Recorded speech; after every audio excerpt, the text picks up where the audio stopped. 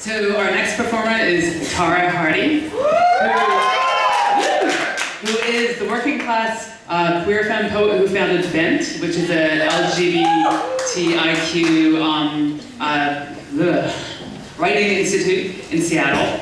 And she has a book coming out, which is going to be called Bring Down the Chandeliers, and it's coming out on Right Bloody Press this spring. So please welcome up Tara.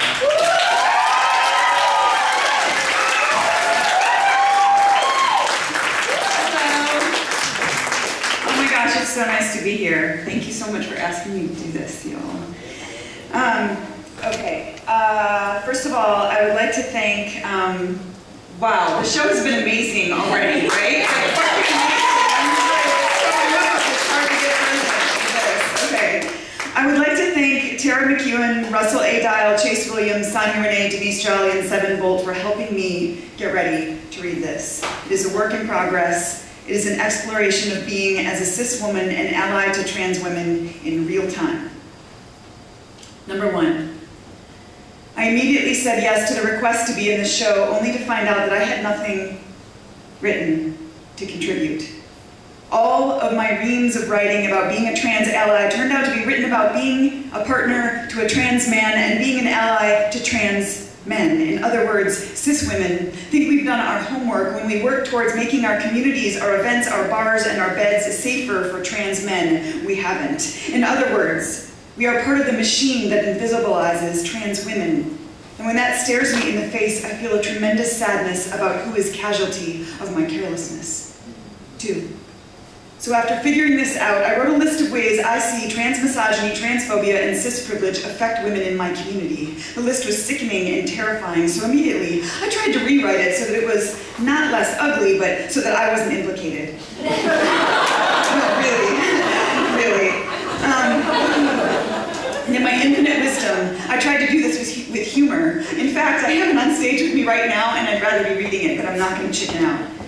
Luckily, I have the sense to ask for input from people whose hearts and visions I trust, and one of them who trusts me enough to say, Tara, you're hesitating, and I want to see you get vulnerable, said so. So 3, when I set out to get vulnerable, as in get visible with my process of being an ally, I decided to start with body. Because when I write about sex, gender, desire, and trauma, I find my body is smarter than I am. Not just about me, but about the world in general. I have a notion that since most of us get socialized into the role of victim and perpetrator, oppressed and oppressor, that a lot of answers to dismantling oppression live in our bodies. The risk is that I will end up sounding like I'm trying to say that all bodies or lived experiences are the same. I'm not. What I'm trying to do is push into a place that makes me scared the most, and that place is body. So I start with translating what my body knows onto the page. The first thing my body always tells me is rape. One of the things rape has taught me is that I don't want anyone touring my survived body. As soon as I tell people I have scars on my vagina from being a father-daughter incest survivor, people get fascinated. While this experience can be related to people's fascination with trans women's bodies, it should not be considered the same. However, I can tell you that being toured sucks. So on our list for being allies should be to stop our tourism, period. Also, let's all stop spending so goddamn much time thinking about genitals that are not our own, shall we? Another thing in my body, oh God, thank God you clapped, okay. Back to the piece, okay. Another thing that my body tells me, that my body points me towards in terms of being an ally is the concept of dirty. Since I pretty much stopped flinching around shame at about the age of 5, I started noticing that people confess to me their shames. Sometimes this is a compliment because they know I can hold deep stuff, but other times I wonder if it's because they see me as dirtier than them. So, next, on the what my body knows list is the concept of dirty is a fucked up and dangerous thing.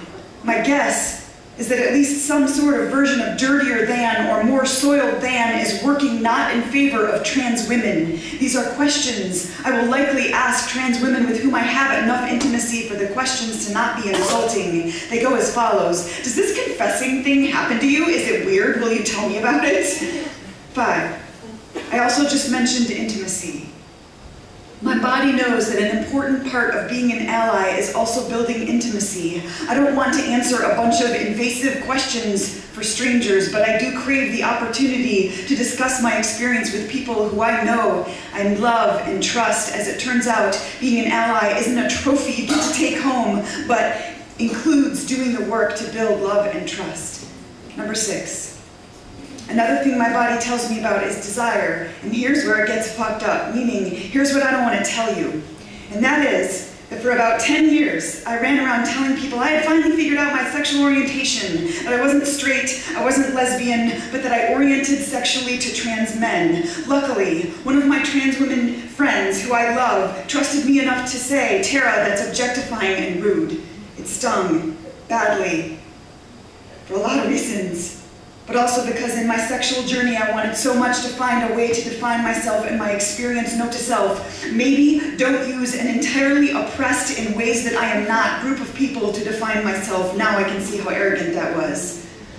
Even though I've thought a lot about it, I haven't thought that my dating life has been about fetishizing trans men, but maybe there's some deeper work for me to do. I've never been looking for some kind of carnival ride, but rather what felt like kind of naturally ending up dating trans men while looking for love. However, I should inquire about whether it's any less objectifying if I'm looking for love and not sex, and yes, there is deeper work to be done here. I also have to inquire about that word natural just showing up in that sentence, because it's a stick that's been used to beat a lot of people. Here's my point about what happened when my friend called me out on my sexual orientation. Firstly, no matter how many years you put in, work towards being an ally is never done. Not only did it call into question my allyship to my partner, but also my totally unconsidered, besides at a surface level, allyship to trans women. Why? Very simply because a trans woman said it to me. Number 7. The next thing that pops up on the list, probably because I'm feeling defensive, is to question if it's fair to call my allyship unconsidered. Maybe not.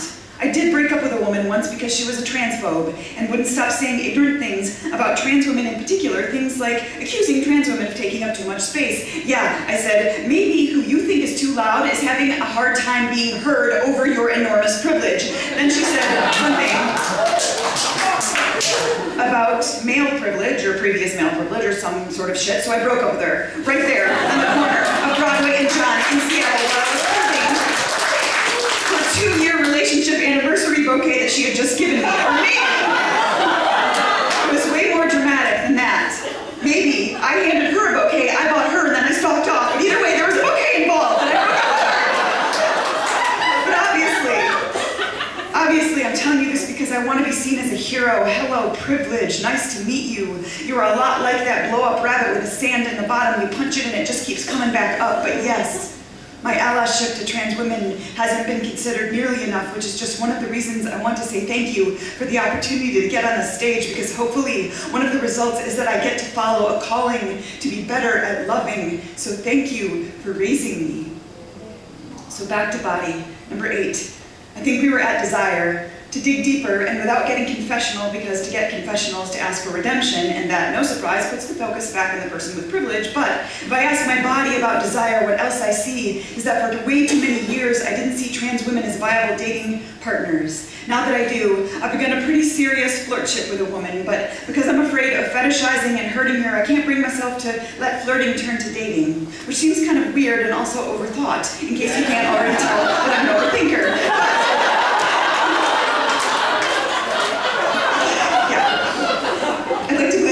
But I don't think it's in my astrological sign. Okay, so note to self, work out my shit and let flirting at least turn to dinner and maybe hand-holding. While I do it, get support and reflection from trans ally friends to make sure I'm not working out my shit at her expense, or to help me figure out if I'm not sure that I've worked out my shit, then maybe I have no business dating her at all. One of the questions a friend has already asked me is, why does this scare me in the first place? And what does it mean to my sexual identity? My first answer is that I'm scared because I don't want to hurt someone. But I suspect there is more hanging out in there that needs to be explored, felt, talked about, and probably kicked the fuck out lest it make her feel like the scary one. And while I'm overthinking this, what's looming is that I've just told a room full of people that I have a crush, and probably they're all blushing and stammering. But she is so brainy and brash and kind of a sassy top who likes to bottom to the right woman, and when I'm around her I want to shout, "Me, I'm the right woman!" I can hold her desire because I have a mouth too, and I know what it is to want to open it and taste the world, and I want to shout, "Me, I'm the right woman," because that sweater would look great on me, and I have a pair of knee-high Vogs in my closet that are just your size because I've asked. That's how much I like her. I know her shoe size. And then I scoured Buffalo Exchange, and these boots just magically appeared as if to say, "You are the right woman," and the boots are a sign.